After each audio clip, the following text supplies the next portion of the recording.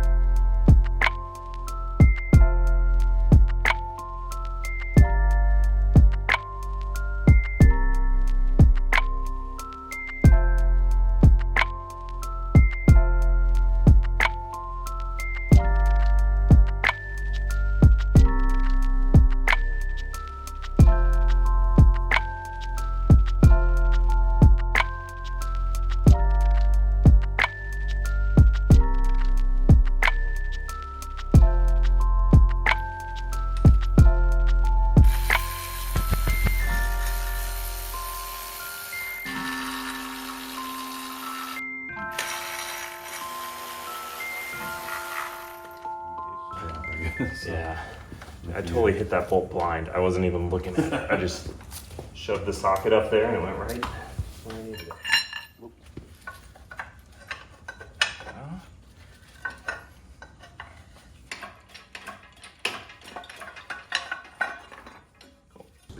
Perfect. All right. The old slime ball of an engine is out. I never really knew what all is actually going on inside this engine. The previous owner replaced the cam, somewhat did a head job on it, but I know they, I don't know, seem to do like bare minimal stuff. It's seeping out from around the head gasket now. Compression and stuff on it's still good. Someday we'll pull the head off and see what's really going on inside there. But so we're gonna clean up the backside of the firewall where I can't reach, get some of the undercoating that's left over out of here, see if we can clean up some of the rust spots, and degrease like the steering box and stuff. Kevin was a huge help. We got it pulled out with pretty minimal issues. Motor mounts fought us a little bit. Mounts fought us a little bit, but other than that, I think it was pretty smooth. It's pretty smooth. About like an hour or so. Yeah, learn some things for when it goes back together. Hopefully we'll go back together even quicker, but this is what was in the car when I bought it. And this car sat outside of the shop for like 15 years. Apparently the owner took it to some shop or tried adjusting the valves himself, wiped out the cam, took it to this other shop, couldn't afford to fix it, so he just gave it to the shop. Fast forward 15 years or so, this young man who's in high school who was working at the shop ended up buying it from the shop, and he went through it and got it running again. So he's the one that pulled off the head.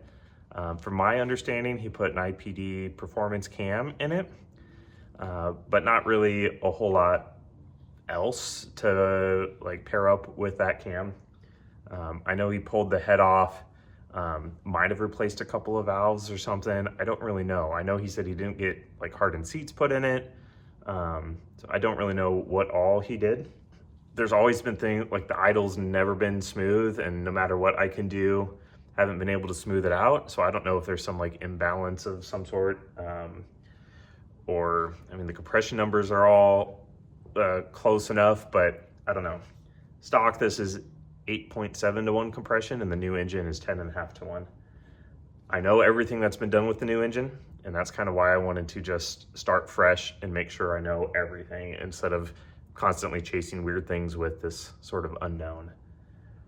Someday we'll pull this apart and just see if there's anything interesting inside. But for now, we'll probably just decrease this sucker and tuck it away. And I don't know, it's been kind of fun building that other one. So maybe someday I'll go through this and just have it as a spare or a little, I don't know, showpiece engine or something. Bath time.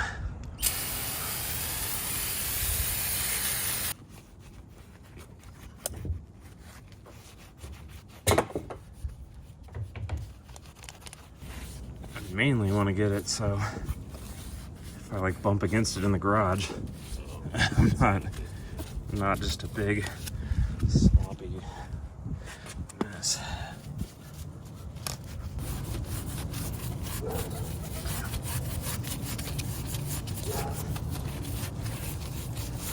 I feel like my last 2 videos have started to cross over into like the AMSR stuff, where it's like not as much talking, just the sound of tools,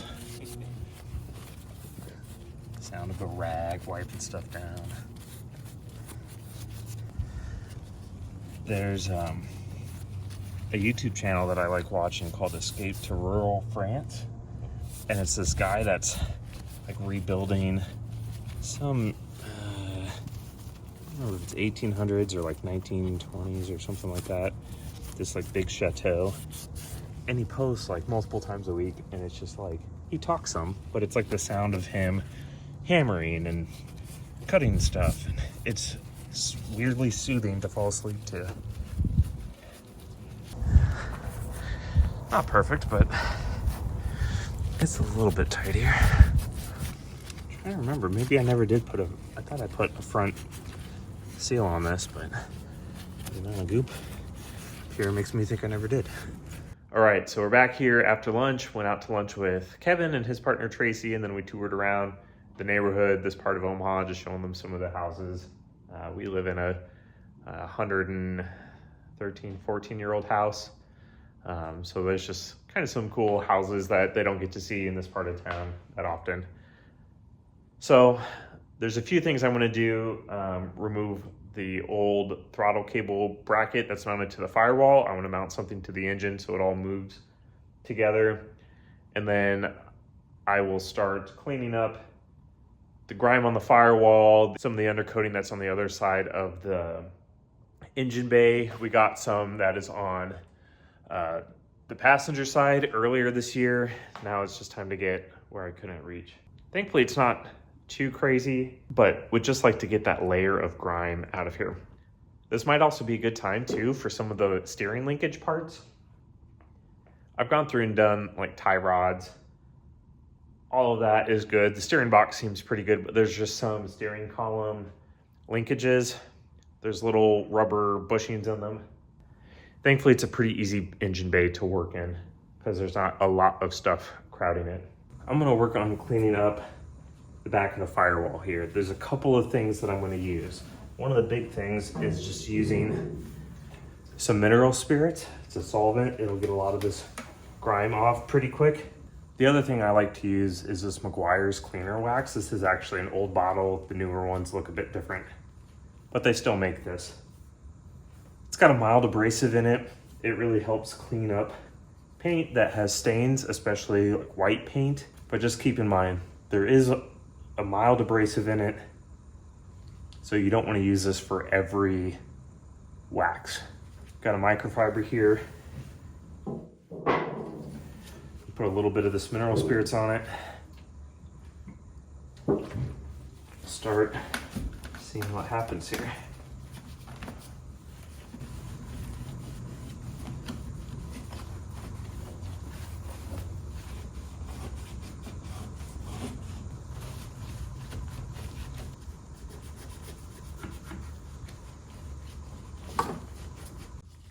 So this car had all of this undercoating inside of the engine bay, just kind of overspray Didn't look like it was real methodical in here, but the mineral spirits actually works pretty well to get it off. I think that cleaned up pretty good.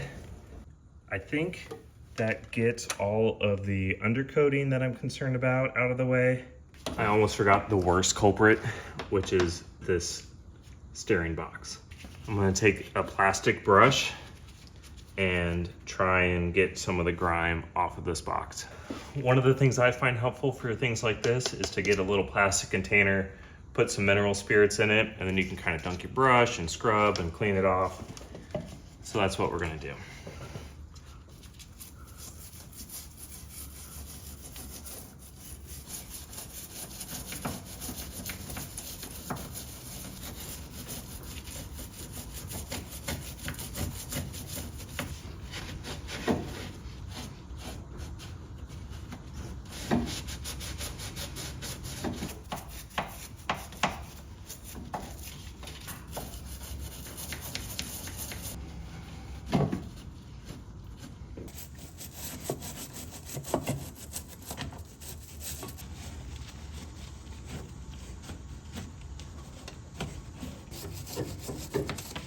Look at that.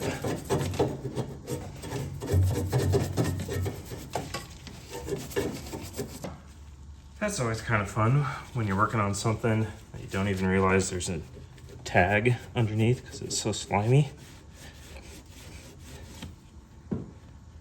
That's pretty cool. Some of this rust, I mean, it's all surface rust. It's because it's right next to the battery. It's right under the brake fluid reservoir. Both are things that are just very corrosive. And so if fluid splashes out, gets onto this stuff. If the battery leaks in the acid or vapors, it gets onto this stuff. I don't think cleaner wax is gonna be enough. So we're gonna do a little bit of touch up.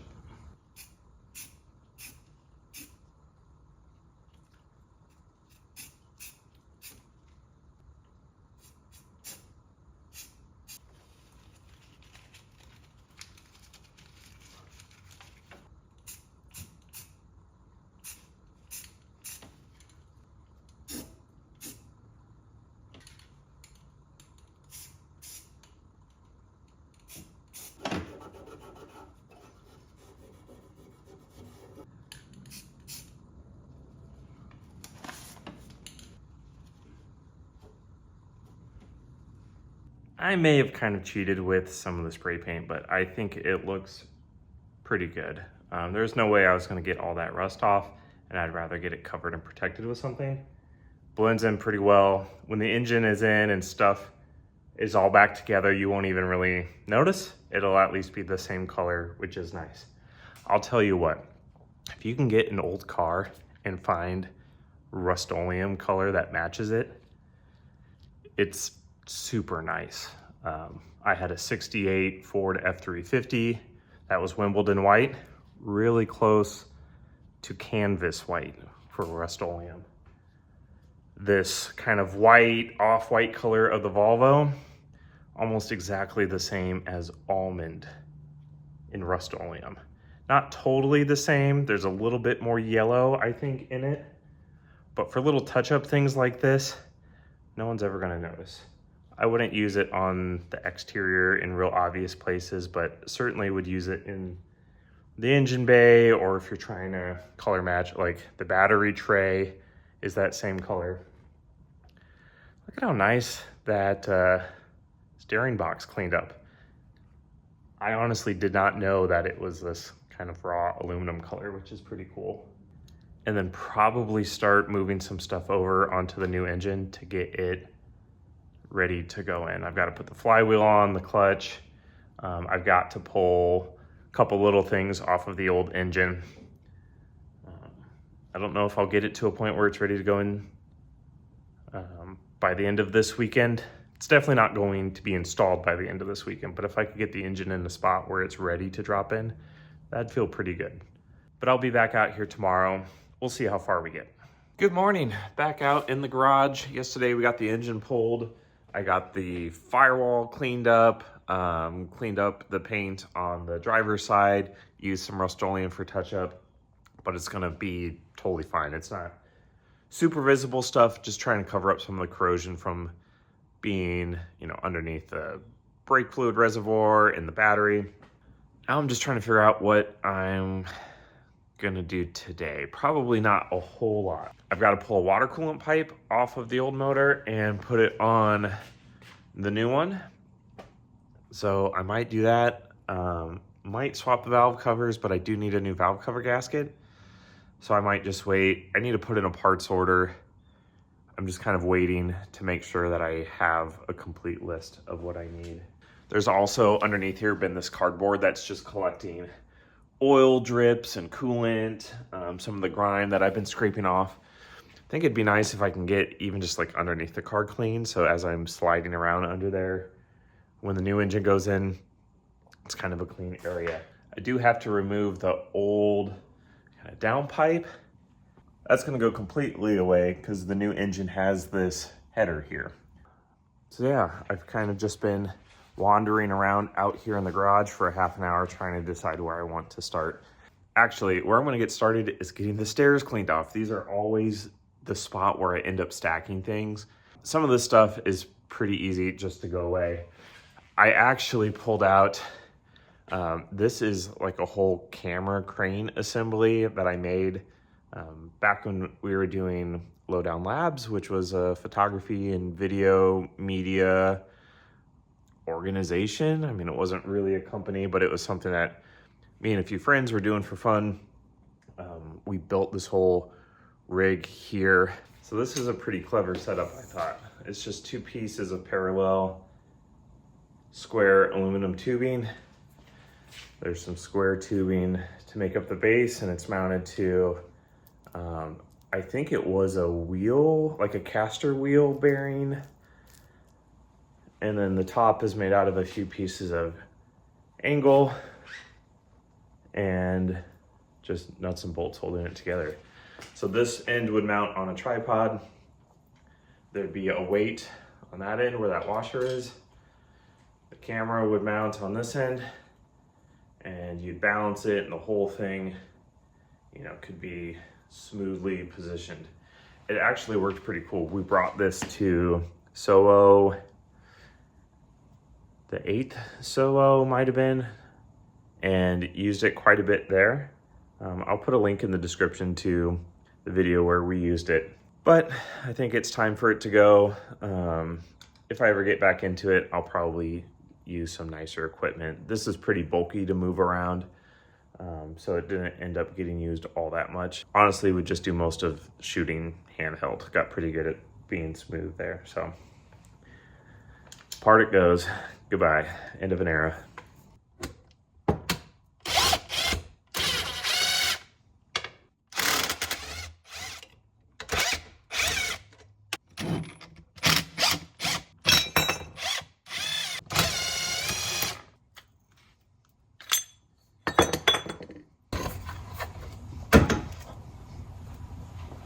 Now I've got all this hardware and I'm gonna size it real quick. I've got storage bins to organize all these. So one of the things that I do that's kind of a little trick maybe worth sharing, a lot of you probably know this already, but if you're trying to size nuts and bolts, I guess specifically bolts, and you have one of a known size and you have one that you're not sure if it's the same, the first thing I do is, you know, hold them end to end to see, does the diameter look about right? Then usually you can tell if the thread pitch, that's like how many threads there are given a certain distance. So it's usually how many threads per inch when we're talking about standard sizes. Most bolts come in a fine thread or coarse thread, and you can visually see the difference a lot of times. But if you hold the threads and they interlock like that, then you know it's the same thread pitch.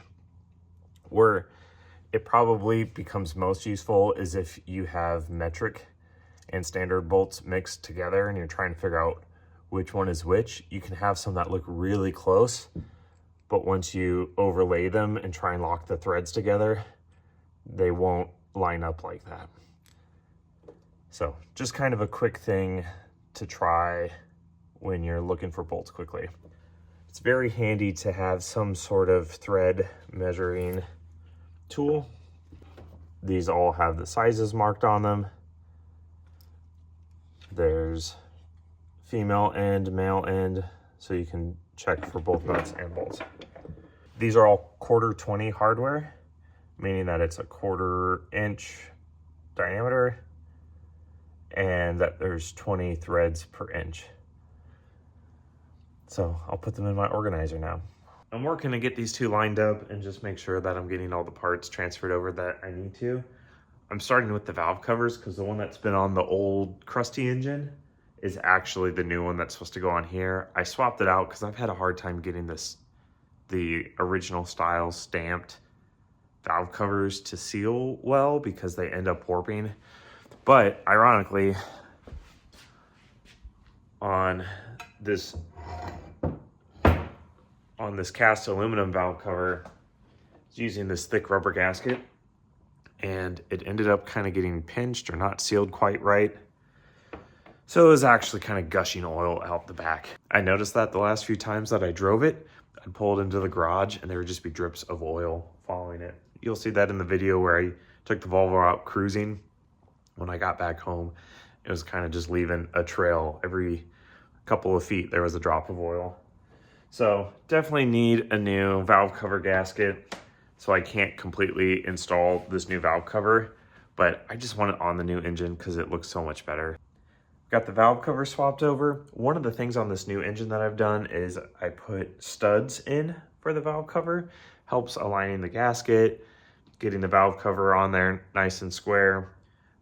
They come with these nice looking chrome nuts to hold everything down. They're kind of these extended style. These are also what holds, in my case, the ignition coil. So I've got that bracket that mounts on this side. I think that valve cover change makes such a big difference in how these look. This is a cast aluminum one. You can get them from VP Auto Parts, IPD. I had this one ceramic coated, which is what gives it, it's not like a chrome, but kind of a polished aluminum sort of look. It's the same stuff that is used on the header here, so it looks all consistent. The stock one is just a stamped steel, and it's kind of got perhaps some sort of anodized coating or something like that. It's got a little bit of a yellow coating on it. You can get these in kind of the natural original finish. You can buy them chrome from the same suppliers as I mentioned before. The only downside with these is where the bolts go, there's only two on either side. And if you over tighten them, they warp and just have a heck of a time trying to get the valve cover to seat right against the gasket. They do also make cork gaskets. They make a rubber gasket like I have with the aluminum valve cover. That rubber gasket comes in two different sizes. I've always gone with the thicker size. I might try the thin size and see if it's maybe less prone to kind of deflecting and squishing out like what I saw back here. So on the old slimy engine, the gasket back here didn't quite seal right. And even looking at it now, it doesn't quite come out all the way. I don't know if it's just an old gasket that I've reused too many times. It's not quite aligning very well with the valve cover. So I'm gonna pay attention to that when I get the new gasket and see if there's anything different. See if there's anything different I can do. Some people will also apply some sort of adhesive to stick the gasket to the valve cover so it doesn't shift around. I haven't done that, but I might give that a try this next time again, just to make sure everything is sitting where it should. I mentioned needing to pull some stuff off of the old engine. So the old engine has this coolant pipe that runs from the water pump all the way to the rear and it goes to the heater core. I've got to install that on the new one and it'll run under here. I just replaced the pipe last year because the old one was pretty corroded. So I've just got to remove it and clean up. I find this seal very difficult to make seat right and seal. So I ended up putting some sealant around the gasket. So I do have a bit of a mess that I made for myself to clean up. but I would rather feel certain that it's sealing right than to be fighting the little rubber O-ring that just tends to squish kind of weird, and it's very picky on how it's installed.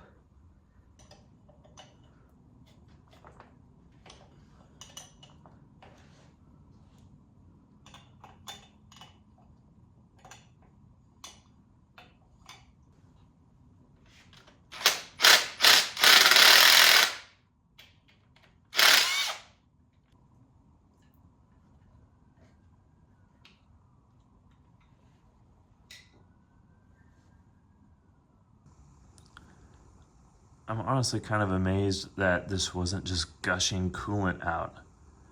I had fought installing this, and that's why I ended up just putting a bunch of sealant around it. But somehow this wasn't leaking. That's bizarre.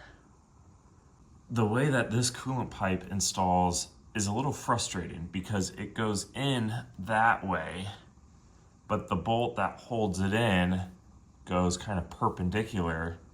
There's really nothing mechanical that's applying pressure to the seal.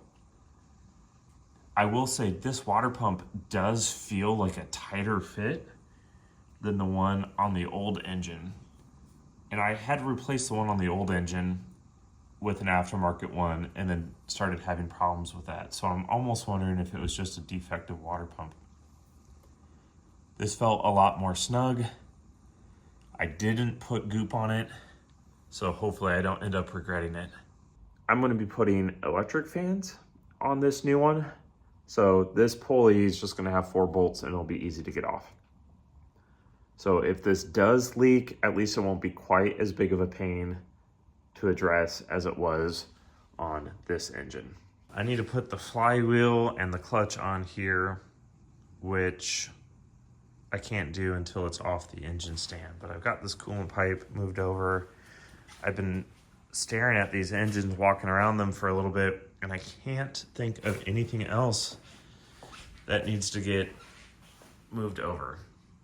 The last thing I'm gonna do today is just clean up the cardboard and the gunk underneath the engine here, because I need to roll around down there a little bit so I can get the kind of downpipe piece out.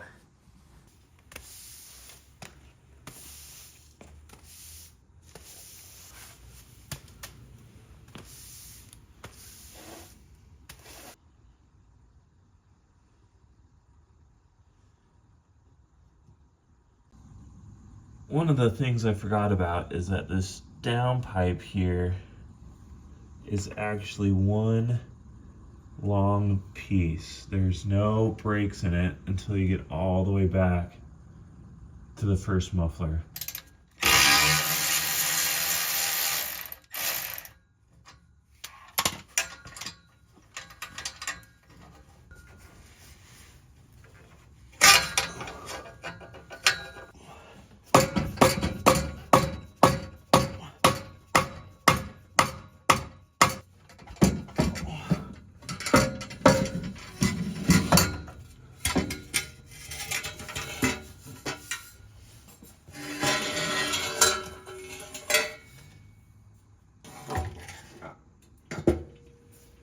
I think that is going to be a wrap for this time.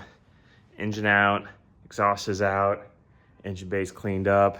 We got things transferred from the old engine to the new engine. It's pretty much ready to go in. Just have to get the flywheel on and the clutch. Got to order a few parts, I think, before I get all of this back together. Soon enough, the new engine will go in and we'll start the process of assembling everything once again. Like always, if you like watching these, please like the videos, subscribe to my channel. I'm trying to post once a week. Right now, the big project is the Volvo, of course, but there's more stuff to come. So once we get the engine in here and get things hooked back up, we'll probably start diving into some other projects. So stay tuned, follow along. We'll see you again next time.